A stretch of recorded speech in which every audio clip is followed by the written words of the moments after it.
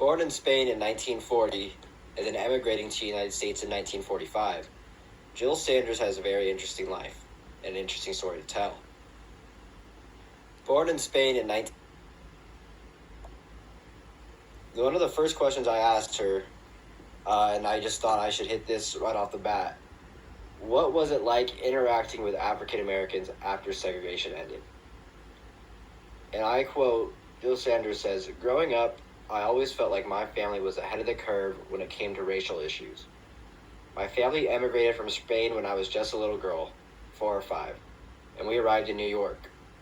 We ourselves were not white, but we were not very dark people, so no one really batted an eye towards us. Growing up, we were always taught to respect people's hearts. When segregation ended, I think in 63 or 64, I was never really bothered by a person's skin color.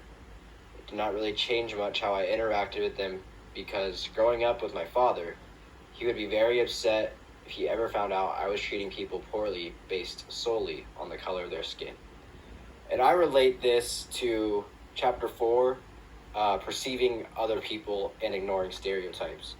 It probably would have been a lot easier to be bashful, how most people were bashful towards African American people in that time, while Jill took a different approach and she leaned on what she was raised growing up with, and that's see people for their heart and how they act, not based on the color of their skin.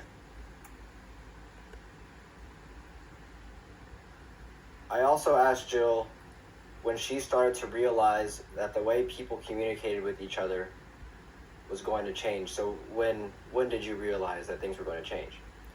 And she said, "I couldn't believe how much of the way we communicate has changed over my 80 years of life," which in the broader view of things really is not that much time. But oh my, how things changed very quickly. The way things were said changed.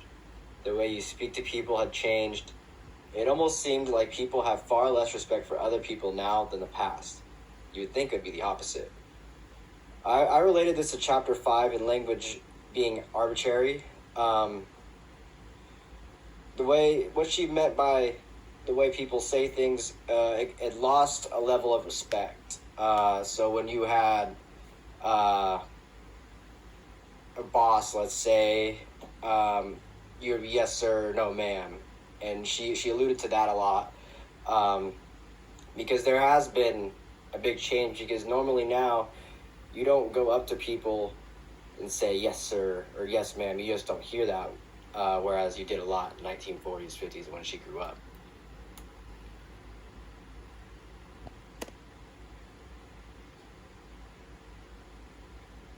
The last question I will include from the interview is, what do you think of instant communication today?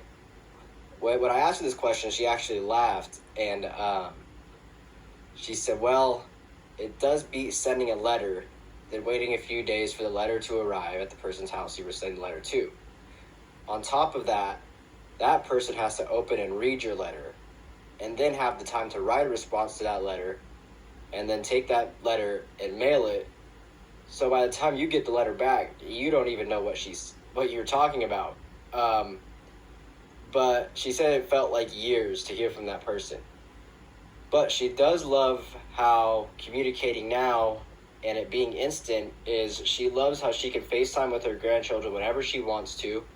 The only downfall to it, she says, is being out to dinner with her children and grandchildren, while her children are on their phones and her grandchildren are on their iPads. So the next time you go out to dinner with your grandparents, make sure you stay off your phone and be social and interactive, and don't be an iPad baby. Thank you.